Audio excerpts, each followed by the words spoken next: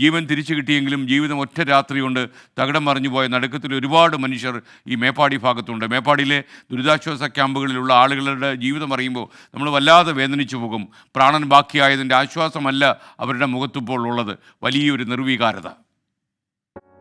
ഫസ്റ്റത്തെ പൊട്ടൽ തന്നെ ആ മേഖല പൊട്ടിയിട്ട് താഴെ വരെ വന്ന് ഞങ്ങളെ പാടി ഫുള്ളായിട്ട് പോയി.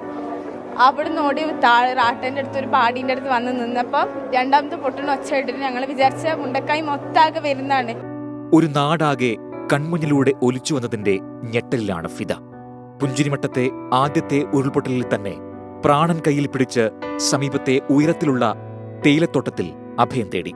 സർവവും പ്രിയപ്പെട്ടവരുമൊക്കെ ഒലിച്ചിറങ്ങിപ്പോകുന്നത് നേരിൽ കണ്ടിട്ടും നിസ്സഹായതയോടെ നോക്കി നിൽക്കേണ്ടി വന്നു. രാത്രിയാണ് അതിൽ കാണാൻ പറ്റുന്നൊക്കെ ഇങ്ങനെ പോകുന്നത് ഞങ്ങൾ കാണുന്നുണ്ട്. ഞങ്ങൾ പാടി ഫുള്ള് പോയി. ഞങ്ങൾ താഴത്തേക്കുള്ള പാടി 2-3 പാടിയാടുണ്ട്. പിന്നെ ഒരു സൈഡിലുള്ള പാടിയും പുരകളും ഒക്കെ പോയിക്കാണ്.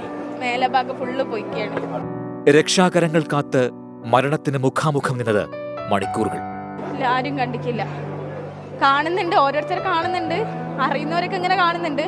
പക്ഷെ എല്ലാരും ഒന്നും. ഇനി ആ പഴയ മുണ്ടക്കയില്ല, ഒന്നിച്ചു കളിച്ചു വളർന്ന സുഹൃത്തുക്കളില്ല, ആ കുടുംബങ്ങളുമില്ല. മണിക്കൂറുകളുടെ ഇടവേളയിൽ പ്രിയപ്പെട്ടവരുടെ മരണവാർത്ത മാത്രം കേട്ട് നിർവികാരതയിലേക്ക് ആണ്ടുപോയവർ. ഫിദയെപ്പോലെ നിരവധി പേർ മേപ്പാടി CHCയിലെയും വിംസ് ആശുപത്രിയിലെയും നൊമ്പരമാവുകയാണ്. News desk 24.